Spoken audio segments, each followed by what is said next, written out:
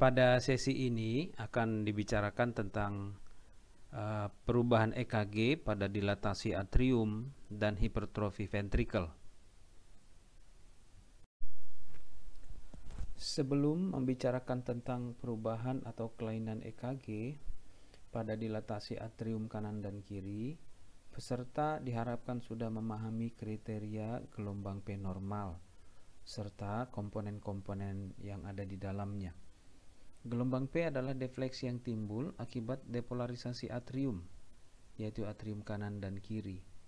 Depolarisasi masing-masing atrium cukup tergambar dalam gelombang P yang tampak dalam EKG, seperti yang sudah dijelaskan dalam topik elektrokardiogram normal dan sistematika interpretasi. Ingatlah bahwa dalam gelombang P kita dapat mengidentifikasi adanya komponen awal akibat depolarisasi atrium kanan, juga komponen akhir akibat depolarisasi atrium kiri yang disebut juga sebagai P-terminal force. Masing-masing komponen memiliki nilai normal. Nah, apa kriteria dilatasi atrium kanan atau right atrial enlargement ini? Seperti sudah dijelaskan sebelumnya, penilaian gelombang P dapat dilakukan pada banyak sadapan. Namun, sadapan tertentu memiliki informasi yang lebih menonjol, yaitu sadapan 2 dan V1. Kriteria RAE di lead 2 adalah bila amplitudo gelombang P, dalam hal ini komponen awal, lebih dari 2,5 mm dengan catatan durasinya normal, karena durasi itu dipengaruhi oleh komponen akhir yang merupakan depolarisasi atrium kiri. Seperti dapat dilihat pada gambar ini, kita dapat melihat gelombang P dengan amplitudo lebih dari 2,5 mm dengan durasi gelombang P yang masih normal, yaitu kurang dari 2,5 mm. Di sadapan V1, kriteria RAE adalah bila amplitudo komponen awal gelombang P lebih dari 1,5 mm, seperti yang juga tampak pada gambar. Ini adalah sebuah contoh EKG dengan right atrial enlargement. Apa yang kita dapat lihat pada EKG ini adalah sadapan ekstremitas. Kita dapat melihat bahwa di sadapan 2, 3, dan AVF, gelombang P ini memiliki amplitudo yang tinggi lebih dari 2,5 mm. Jadi ini adalah contoh right atrial enlargement. Dapat kita lihat bahwa amplitudo gelombang P di masing-masing sadapan ini adalah normal. Bagaimana dengan kriteria dilatasi atrium kiri atau left atrial enlargement? Penilaian juga pada umumnya dilakukan di sadapan 2 dan V1. Di sadapan 2, kriteria diagnostiknya adalah gelombang P yang lebar dengan durasi lebih dari 2,5 mm, seringkali tampak notch atau takik yang sebenarnya adalah jarak antara dua puncak gelombang atau komponen awal dan komponen akhir. Seperti yang tampak pada contoh ini, kita bisa melihat gelombang P yang lebar di sadapan 2 dengan durasi lebih dari 2,5 mm. Selanjutnya adalah penilaian di sadapan V1. Kriteria diagnostiknya adalah bila P-terminal force di lead V1 atau komponen akhir atrium kiri di V1 yang tampak pada defleksi negatif ini memiliki durasi yang lebar dan dalam. Dalam hal ini durasinya lebih dari 1 mm, dalamnya juga lebih dari 1 mm. Jadi dari gambar ini kita mendapat informasi bahwa ada dilatasi atrium kiri atau left atrial enlargement.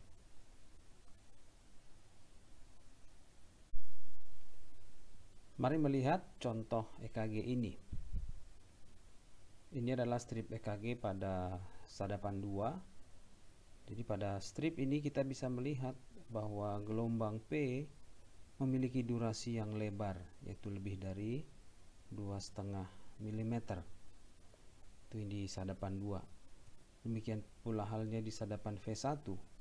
Bila sejawat memperhatikan defleksi negatif atau P terminal force gelombang P di V1, maka kita akan melihat bahwa P terminal force ini memiliki durasi maupun amplitudo yang lebih dari 1 mm kali 1 mm. Dengan demikian, EKG ini menunjukkan adanya left atrial enlargement. Sekarang kita akan beralih kepada EKG pada hipertrofi ventricle, yang akan kita mulai dengan hipertrofi ventricle kanan atau right ventricle hypertrophy. Seperti yang dapat kita lihat pada slide ini, hipertrofi ventricle kanan memiliki kriteria yang cukup banyak. Pada umumnya kriteria yang akan sering digunakan adalah rasio R per S di V1 lebih dari 1, kemudian tinggi gelombang R di V1 ditambah gelombang S di V5 atau V6 lebih dari 10,5 mm. Selain itu, kita mungkin juga akan menemukan ada deviasi aksis ke kanan lebih dari atau sama dengan 110 derajat, tinggi gelombang R di V1 lebih sama dengan 7 mm, rasio R per S di V5 atau V6 kurang dari 1, dan beberapa kriteria lain. Kita akan melihat kriteria ini pada beberapa contoh berikut.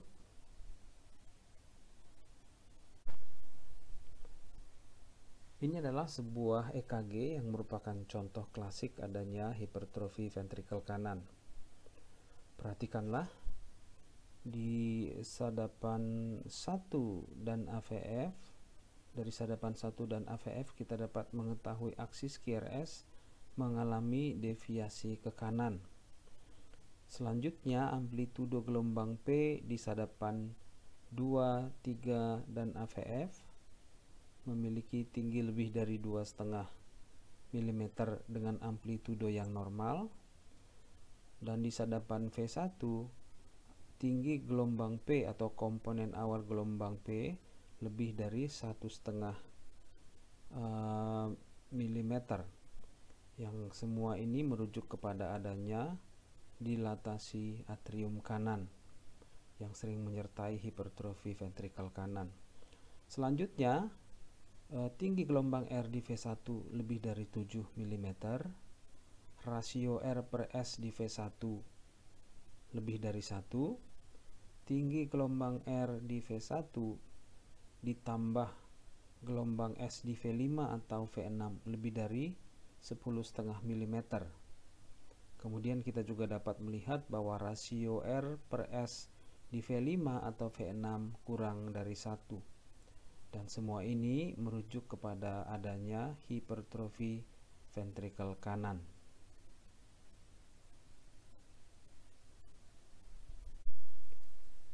Sekarang perhatikan lagi EKG ini. Apa yang tampak pada EKG ini? Bila kita memperhatikan sadapan 1 dan AVF, kita akan mengetahui bahwa terdapat deviasi QRS ke kanan atau right axis deviation.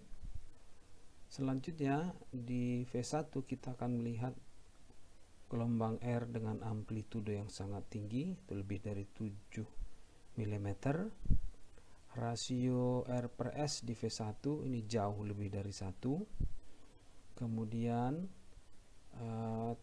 amplitudo gelombang R di V1 ditambah gelombang S di V5 ini lebih dari 10,5 mm. Perhatikan gambaran ST depresi dengan T inverted yang asimetris di 2, 3 AVF, V1, V2, V3, V4.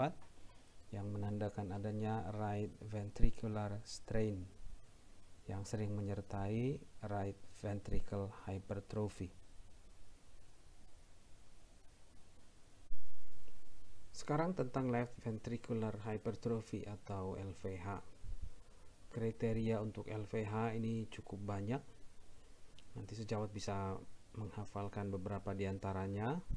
Dan kita akan memulai dengan kriteria nomor 2, yaitu R di AVL lebih dari 11 mm, dan kriteria yang nomor 6, yaitu R tinggi gelombang R di V5 atau V6 ditambah gelombang S di V1 lebih dari atau sama dengan 35 mm.